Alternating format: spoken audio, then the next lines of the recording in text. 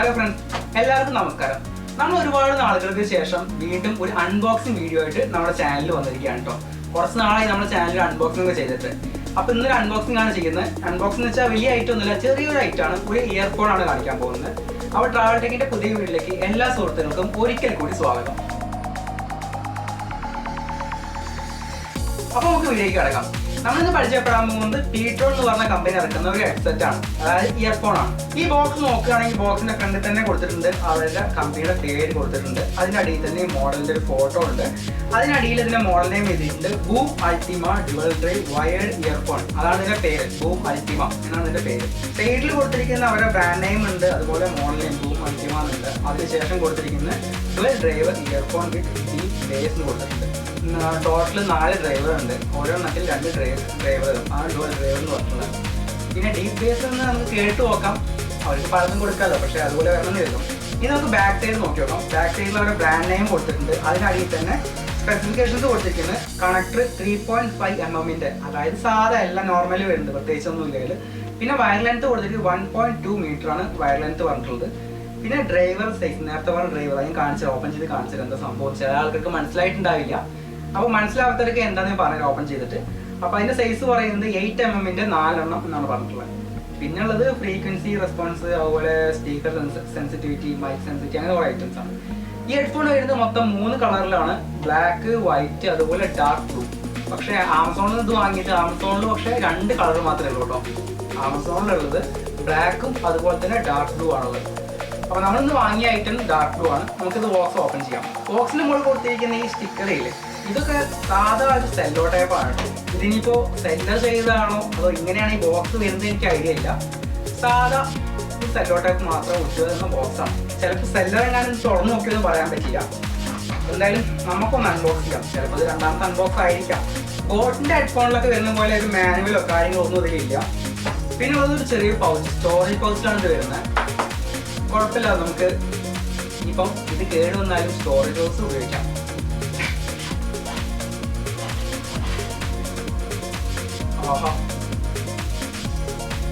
ഇതാണ് നമ്മുടെ ഹെഡ്ഫോൺ കേട്ടോ. ഒരു ഹെഡ്ഫോൺ ഉണ്ട്, അതുപോലെ തന്നെ അതിലുള്ളത്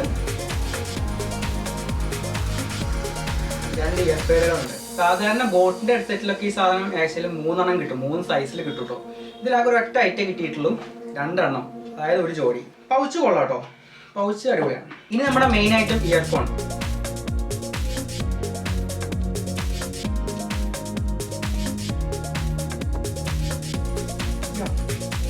അത്യാവശ്യം നീളമുണ്ട്.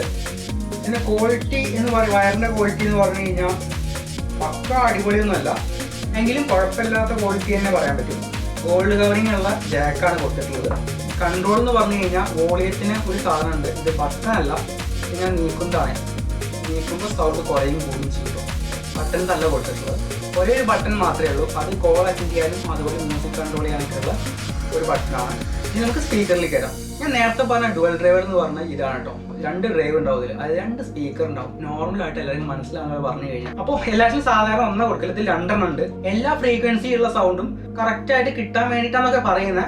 നമുക്ക് എന്തായാലും ഇത് ടെസ്റ്റ് ചെയ്ത് നോക്കാം. ഇത് അത്ര വലിയ ക്വാളിറ്റി വരുന്നതെന്നും പറയാൻ പറ്റില്ല, എങ്കിലും കുഴപ്പമില്ല, ഒരു മീഡിയം ക്വാളിറ്റി എന്നൊക്കെ പറയാം. ഫുള്ള് പ്ലാസ്റ്റിക് ആണ്. ആമസോണിന്റെ റിവ്യൂസിലൊക്കെ ധാരാളം പോസ്റ്റുകൾ കണ്ടിട്ടുണ്ടായിരുന്നു. PUBG പോലുള്ള ഗെയിമുകൾക്ക് ഇത് അടിപൊളിയാണ്, ഫുഡ് സ്റ്റെപ്പും കാര്യങ്ങളൊക്കെ കറക്റ്റ് ആയിട്ട് കേൾക്കാൻ പറ്റുന്നൊക്കെ. നമുക്ക് എന്തായാലും PUBG കളിച്ച് എന്തായാലും ടെസ്റ്റ് ചെയ്യണത്. എന്തായാലും നമുക്കിപ്പോൾ ഒന്ന് മ്യൂസിക് കേട്ടോക്കാം.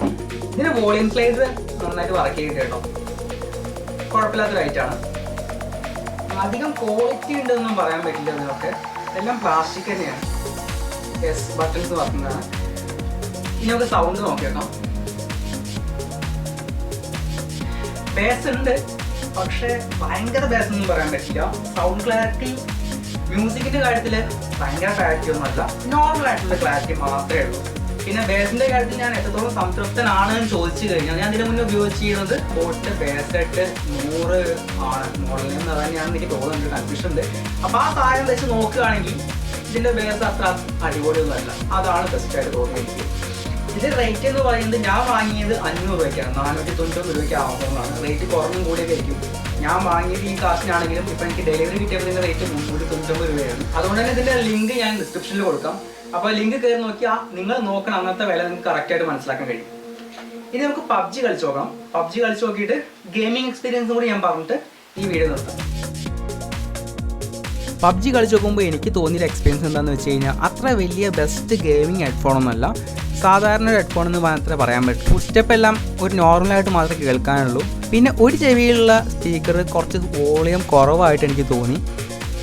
അത്രയ്ക്ക് എനിക്ക് ഗെയിമിങ്ങിൽ തോന്നി. പിന്നെ ഞാൻ പ്രോ ഗെയിമർ അല്ലാത്ത കാരണം ഞാൻ ഗെയിമിങ്ങിൻ്റെ വിഷ്വൽസ് ഒന്നും ഇടുന്നില്ല.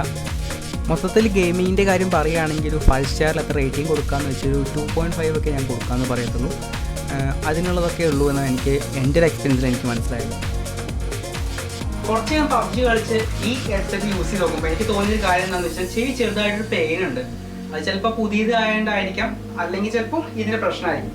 അപ്പോൾ വീഡിയോയെ കുറിച്ചുള്ള അഭിപ്രായങ്ങൾ കമൻറ്റായിട്ട് കമൻറ്റ് ബോക്സിൽ ഇടാം. അതുപോലെ തന്നെ വീഡിയോ ഇഷ്ടമായി ലൈക്ക് ചെയ്യാം. നിങ്ങൾ ഇതുവരെ ഈ ചാനൽ സബ്സ്ക്രൈബ് ചെയ്തിട്ടില്ല എന്നുണ്ടെങ്കിൽ ചാനൽ സബ്സ്ക്രൈബ് ചെയ്യാം. അപ്പോൾ അടുത്ത വീഡിയോയിൽ കാണുന്നതായിരിക്കും. Bye bye. ഞാൻ Shyam signing off from TraveloTech.